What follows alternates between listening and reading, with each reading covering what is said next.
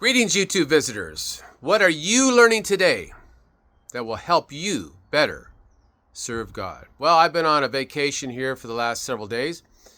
My wife and family and I, we went up to Turlock, California to visit my brother, and then we headed up to Eureka, California. And saw a beautiful Victorian mansion. Got our picture taken there. Visited a friend of mine I hadn't seen since high school. And what else? Then we went to Redding, California. Saw a pastor friend of mine. And then headed to Sacramento to see another brother in Christ and his mother. Had a wonderful visit. But this video today, I want you to think about bettering yourself financially, okay? Because a lot of Christians don't know much about finances. They don't study it. They think it's unspiritual. Nothing could be further from the truth. Now we have to study the material world as well as the spiritual realm. And so I got an article here by Silver Phoenix that I want to read part of it to you. All right. Surging silver demand, depleting global inventories. It says silver demand has outstripped supply for 3 straight years in a row, and the Silver Institute projects another market deficit this year. In 2023, the silver market charted a structural deficit of 184.3 million ounces. The projection is for even a larger supply shortfall this year in the neighborhood of 215 million ounces. This would be the second largest silver market deficit ever recorded. So, there's a lot of uses for silver, folks. Military industrial complex uses it. They use it for missiles. They use it for photography. They use it for medical purposes. Solar panels. Solar energy, you know. Let's see what it says. According to the Jerusalem Post, surging demand coupled with declining mine output could have far-reaching implications for markets, investors, and industries reliant on this precious metal. You know, gold and silver have been used as money for thousands of years. It's amazing how we've been tricked and deceived by our government into accepting fiat paper currency, okay, which is a money substitute. Yes, the US dollar is not measured by weight, so that a $1 bill, or rather a $100 bill, is simply a piece of paper with 2 zeros added to it. It's not any heavier than a $1 bill, but yet it's supposed to be 100 times worth 100 times worth more than a $1 bill, if you can believe that. Simply by the printing on it. This is deception, okay? It's not backed up by any gold or silver. Only by the confidence that you have in our government, which I don't have much of a confidence in. Okay? They're giving us more dollars, chasing fewer goods, and this is inflation. The printing of money, unbacked by gold or silver, which is unconstitutional.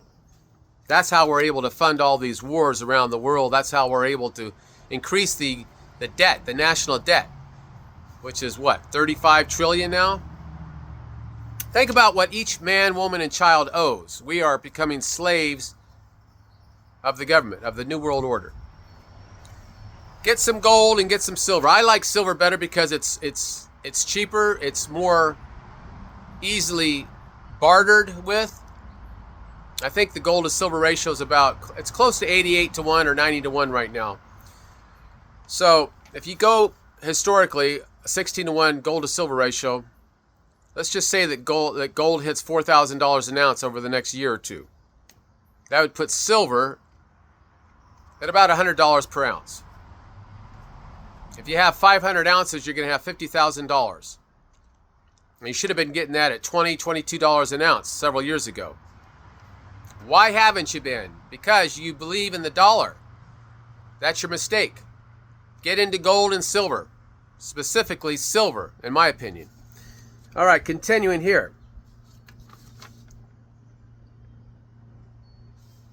According to a research paper by scientists at UNSW, solar manufacturers will likely require over 20% of the current annual silver supply by 2027. By 2050, solar panel production will use approximately 85 to 98% of the current global silver reserves. Demand for silver is also growing in the tech sector due to its conductivity and reflexivity,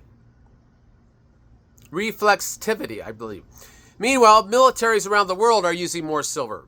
According to the Jerusalem Post, quote, silver's use in advanced defense systems, including weaponry, communication devices, and surveillance equipment, is crucial due to its superior electrical conductivity and resistance to corrosion, unquote. Even as demand increases, silver mines are producing less silver, and there are fewer discoveries and of new deposits. Yeah, it takes about 5 to 10 years for a silver mine to get started. So even if you started up a silver mine, it would take 5 to 10 years to get producing silver. So that's not something you can just produce right away, like you can print up silver money. I mean, like you can print up fiat dollars through the printing press. Okay?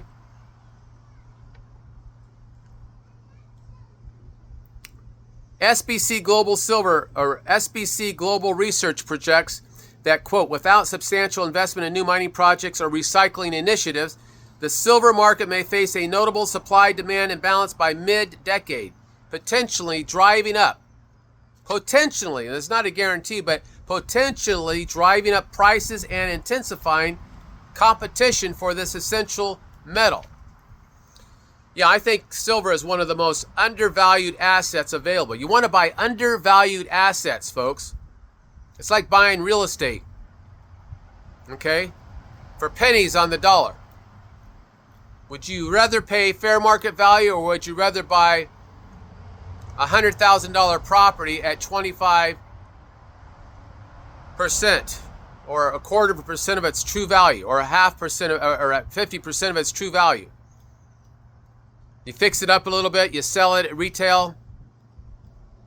That's how you make money, okay? Buy an undervalued property. Anything can be purchased undervalued. I wouldn't be selling my silver. I wouldn't be trading in for fiat dollars, but you can certainly trade it in for gold. When the price of silver gets high enough, trade it in for gold. Now you'll have gold and silver. You do it when the ratio is favorable to you. The Post highlighted 3 market implications of this silver supply crunch. 1, price volatility. Investment opportunities. Number 2 and 3, supply chain strain.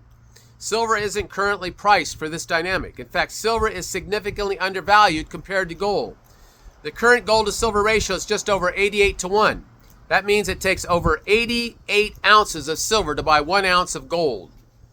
To put that into perspective, the average in the modern era has been between 40 to 1 to 60 to 1. Historically, the ratio has always returned to that mean, and when it does it with a vengeance. The ratio fell to 30 to 1 in 2011 and below 20 to 1 in 1979. I remember that's about the time I got interested in silver, probably around 78 or 79. I was in college reading a book by he's still alive, Doug Casey. The speculator par excellence. I mean, this guy has made millions in speculating in mining stocks and things like that. Precious metals, gold, silver, uranium stocks, things like that. But anyway, I think the book is called Crisis Investing. I bought it maybe around 78 or 79. And I remember a guy by the name of Jerome Smith was talking about buying silver. And I was buying it probably when it was $4 to $5 per ounce. It went up to almost $50 per ounce in 1980. Unfortunately, I didn't have very much of it back then. 2011, it went up to around $49 an ounce, but then it came tumbling down. I don't think it will do that this next time. I think we're off to the races once we cross about $38 an ounce. We're on our way back up to $32 an ounce. I think we're around $29 an ounce, maybe a little bit below that. But we're in a bull market, okay? Tremendous demand for silver, a limited supply.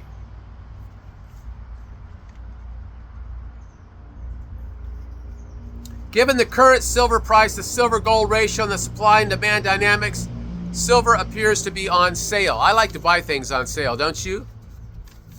Most people do. So, my suggestion, go out there and buy some 1-ounce rounds of silver. You can usually buy them at $2 to $3 over spot price. Just ask the dealer, what's the spot price of silver?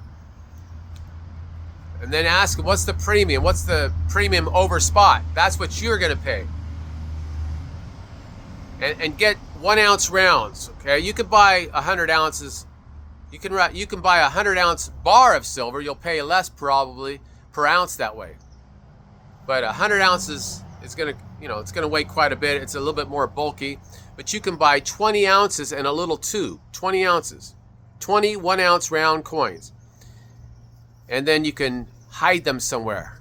Don't put them in the bank. Don't allow the bank to keep them for you. You want to take possession of them. Hide them, bury them in your backyard, or put them in a safe somewhere. Don't go telling anybody, but maybe your significant other. And this will be like a savings account for you, okay? When you put your money in the bank, you're likely to spend it. But you're not likely to spend your silver. At least I haven't. All right? Get a little bit of gold. You should have 3 or 4 or 5 ounces of gold at least. That's not very much. That's what? At $2,500 an ounce? That's $10,000. If you don't have that, go out and get a second job. Save up. Start investing. Take action. Take control of your finances, okay? Things are only going to get more expensive with time. The cost of meat. If you're a vegetarian, of course, you don't have to worry about that. But I like meat, and most people do. But get yourself some silver now while it's cheap. Stock market's going to be coming down, I believe. We're overvalued. Got all these asset bubbles. Real estate's, I don't know if real estate's going to come down that significantly, but it's not a good time to buy real estate. Most markets are overvalued. But the commodity market is just starting. Oil prices will eventually go much higher. Oats, corn, natural gas, all these things, okay, because of the government, the printing of money, inflation, yes. They are to blame, not your local supermarkets. They're only passing on their cost to you. All right? So anyway, the government compounds all these problems through wage and price controls, the minimum wage laws that kind of cover up the cost of inflation. Oh, we gotta help out the consumer because the businesses are not paying their workers enough money. Well, guess what? One of the main causes of unemployment is what?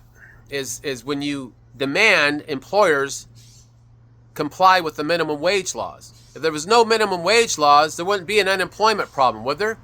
Because employers would gladly hire somebody below the minimum wage. And then as they develop their skills, they're going to increase their wages. That's the way it works in a free market. But we don't have free markets anymore. We don't have price discovery like we used to because the government is destroying the free enterprise system, which has given us more wealth than any other system in history. Don't forget that. But you won't learn that in the government schools, the public schools. They think socialism is the answer, but it's not. It's a terrible system. As the late Margaret Thatcher said, the problem with socialism is that you eventually run out of other people's money. All right. Give me a thumbs up if you enjoy this video. Share it with your friends. Subscribe. And keep in touch. And have a great day. Until we meet again, may the Lord richly bless you.